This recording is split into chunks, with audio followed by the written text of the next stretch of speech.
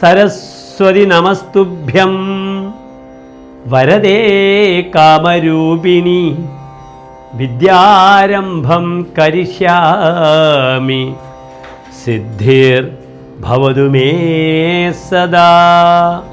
പ്രിയമുള്ള ഡോക്ടർ മാരാർജി പ്രേക്ഷകരെ, വാരഫലത്തിൽ നാം ഈ ആഴ്ച ചർച്ച ചെയ്യുന്നത് കന്നിരാശിക്കാരെ പറ്റിയാണ്.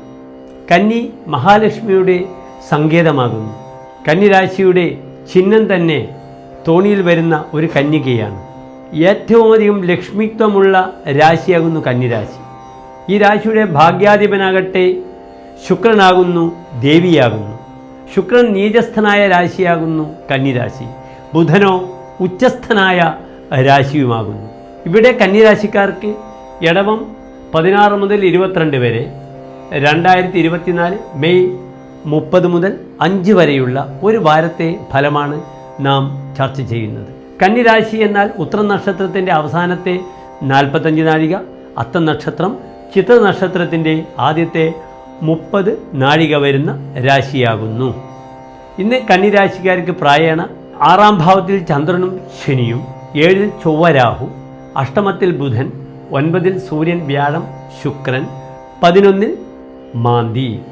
ഈ രാശിഫലം നിങ്ങളുടെ അടുത്തെത്തുമ്പോഴേക്കും കന്നിരാശിയുടെ അധിപനായ ബുധൻ 9-ാം ഭാവത്തിലേക്ക് പ്രവേശിച്ച് കഴിഞ്ഞിട്ടുണ്ടാകാം.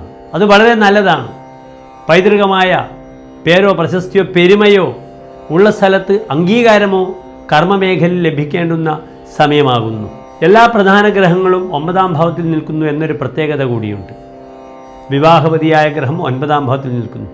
ഗൃഹത്തെ ചിന്തിക്കുന്ന ഗ്രഹം, തൻ്റെ ധനവും ഭാഗ്യവും ചിന്തിക്കേണ്ടുന്ന ഗ്രഹം, കർമ്മപതിയായ ലഗ്നാധിപൻ്റെ അധികാരിയായ ബുധൻ ഒക്കെ തപോഭാവത്ത്, ഭാഗ്യഭാവത്ത് നിൽക്കുന്നു. ഗൃഹനിർമ്മാണത്തിന് ഏറ്റവും അനുകൂലമായ വാരമാണിത്. അതുകൊണ്ട് പ്രത്യേകിച്ച് നല്ല ശുഭദിനങ്ങൾ ഡോക്ടർ മാരാർജി നിങ്ങളുമായി ചർച്ച ചെയ്യുന്നുണ്ട്. ആ ദിനങ്ങളിൽ നിങ്ങൾക്ക് വേണമെങ്കിൽ ഗൃഹ സംബന്ധമായ പ്രവർത്തനങ്ങളിലും നിങ്ങൾക്ക് വ്യാപൃതരാകാൻ പറ്റുന്ന സമയമാകുന്നു. ധാരാളം തീർത്ഥാടന സ്ഥലങ്ങൾ സന്ദർശിക്കേണ്ടുന്ന അനുകൂലമായ സമയമാകുന്നു.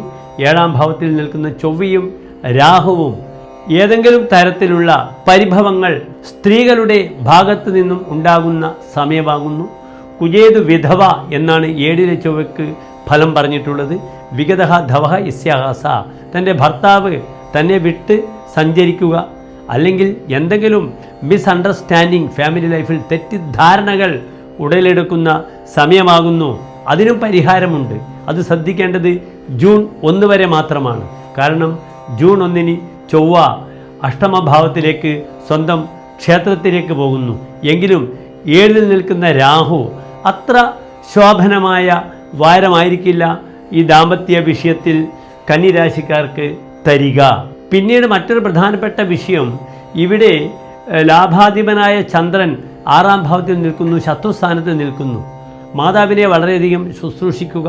മാതാവിന് രോഗാദി അരിഷ്ടതകൾ വരുന്ന വാരമാണ്.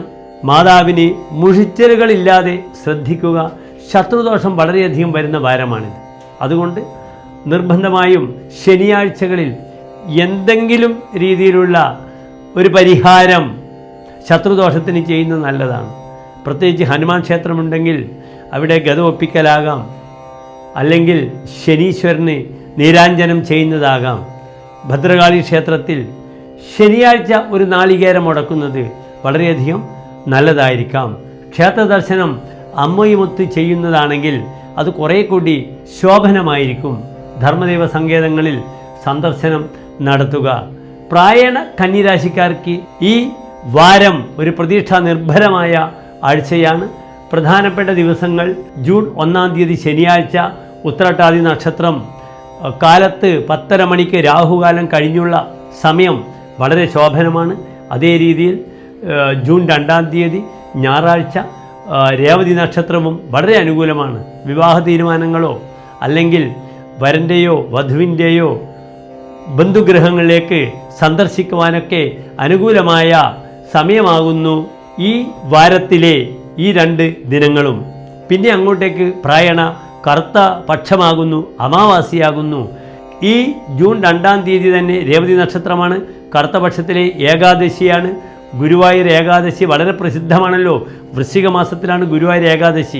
ഇവിടെ കറുത്തപക്ഷമായാലും വെളുത്തപക്ഷമായാലും ഏകാദശി കൃഷ്ണക്ഷേത്രത്തിൽ തുളസിമാല, വെണ്ണനിവേദ്യം അല്ലെങ്കിൽ പാൽപ്പായസം ചെയ്യുന്നതൊക്കെ വളരെ ഉത്തമമാണ്. കൊച്ചു കൊച്ചു പരിഹാരങ്ങൾ കന്നിരാശിക്കാർക്ക് പറഞ്ഞു കഴിഞ്ഞു.